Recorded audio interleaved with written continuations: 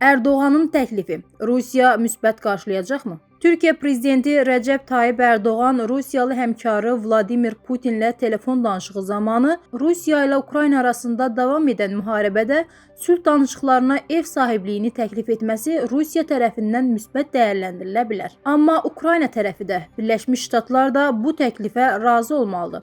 Bu sözləri siyasətçi Natiq Cəfərli Erdoğanla Putin arasında baş tutan telefon danışığı zamanı Rusiya tərəfinə edilən təklifi şərh edərkən deyib. Müharibənin əvvəlində keçirilən İstanbul görüşləri hələlik nəticəyə yönəlik ən uğurlu görüşlərdən olub. Sonradan nəticələrini reallaşdırmaq mümkün olmadı. Amma anlaşmanın özü Ukrayna üçün ən yaxşı anlaşmalardan idi. Ona görə də belə görüşlərin baş tutması mümkündür. Yeri gəlmişkən, Amerika Birləşmiş Ştatları və Rusiya diplomatlarının bir raund görüşləri də İstanbulda, Birləşmiş Ştatların buradakı baş konsulluğunda baş tutmuşdu. Erməni separatçıların Rusiyadakı nümayəndəliyi bağlandı. Bu barədə Ermənistanın Past qəzeti məlumat yayıb. Bildirilir ki, 44 günlük müharibədən sonra da belə məlumatlar yayılmışdı, lakin sonradan təkzib edilmişdi. Qeyd olunur ki, nümayəndəlik həqiqətən də o zaman fəaliyyətini davam etdirirdi, lakin bu yaxınlarda bağlanıb. Diplomatik mənbələrə istinadla o da vurğulanır ki, separatçı rejimin ləğv edilməsindən sonra nümayəndəliyin funksiyalarının qismən Ermənistanın Rusiyadakı səfirliyinə ötürülməsi təklif olunmuşdu. Lakin məlumatımıza görə bu mövzu da indi bağlanıb, deyə məlumatda bildirilir.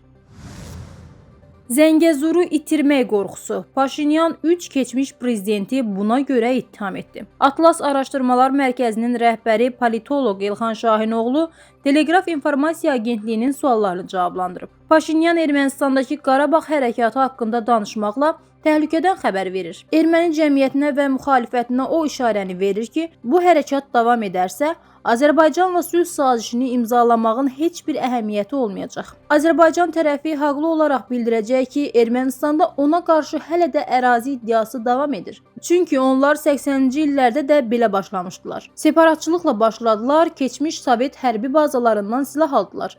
Nəticədə Azərbaycan əraziləri işğal edildi. Xocalı və digər soyqırımlar törədildi. Bütün bu qanlı olayların hamısının başında Qarabağ hərəkatı dayanırdı. O zaman bu hərəkatın başında duranlar Ermənistanın keçmiş prezidentləri Levon Ter-Petrosyan, Serj Sarkisyan və Robert Köçəryan idi.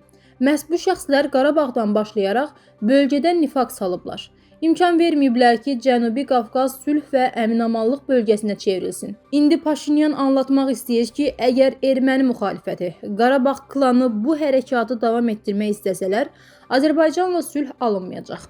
Paşinyan Qarabağ hərəkatının fəaliyyətini qadağan etməlidir. İrəvanda bu hərəkatı davam etdirənlər həbs olunmalıdır. Ermənistan parlamentinin bununla bağlı qanun qəbul etməsi də mümkündür. Əgər baş nazir bu sərt açıqlamalardan sonra Qarabağ hərəkatının fəaliyyətinə göz yumsa, Azərbaycanla hansısa sülhdən danışmaq mümkün olmayacaq. Yekun sülh üçün Azərbaycanın tələbləri açıqdır. Ermənistan konstitusiyasındakı Azərbaycana qarşı ərazi iddiaları ləğv edilməli, ATƏT-in Minsk qrupunun fəaliyyətinə xitam verilməli, Avropa İttifaqının şərti sərhəddə yerləşdirilmiş missiyası bölgədən çıxarılmalıdır. Rəsmi Bakının bu məsələnin də aradan qaldırılmasını öz tələbləri siyahısına əlavə etməsi mümkündür. Paşinyan da Ermənistanın 3 keçmiş prezidentinə bu məsələdə açıq şəkildə xəbərdarlıq etdi. Əslində bu cür açıqlamaların ardında da bir hərəkət olmalıdır. Yəni bu tip şəxslər Ermənistanda Qarabağ hərəkatına dəstək verməkdə davam edərlərsə, onlara qarşı da müvafiq tədbirlər görülməlidir. Paşinyan iddia edir ki, Qarabağ hərəkatı Ermənistan daxilində fəaliyyətini davam etdirdikcə, Azərbaycan da güya Qərbi Zəngəzura, yəni Ermənistan ərazisinə iddia edəcək. O demək istəyir ki, Qarabağ hərəkatının fəaliyyətini dayandıraq ki, Azərbaycanda da Qərbi Zəngəzur mövzusu gündəmdən düşsün. Amma Azərbaycanın bu məsələdə mövqeyi bəllidir. Prezident İlham Əliyev də bəyan edib ki, Azərbaycanın Qərbi Zəngəzura tanklarla getmək fikri yoxdur. Tarixən o bölgədə yaşamış Azərbaycanlıların geri qayıdış hüququ tanınmalıdır. Azərbaycan ordusununsa bölgəyə daxil olmaq, Qərbi Zəngəzuru Azərbaycana birləşdirmək kimi istəyi yoxdur. Azərbaycanlılar ancaq sülh və danışıqlar yolu ilə ata-baba ocaqlarına qayıtmaq istəyir. Paşinyanın indiki halda bu mövzu ətrafındakı manipulyasiyaları məsələ ilə bağlı Azərbaycana qarşı beynəlxalq təzyiqin artmasına nail olmaqdan ibarətdir. Paşinyan Müdafiə Nazirliyinə tapşırıb ki, atəşkəs pozulması hallarının qarşısı alınsın.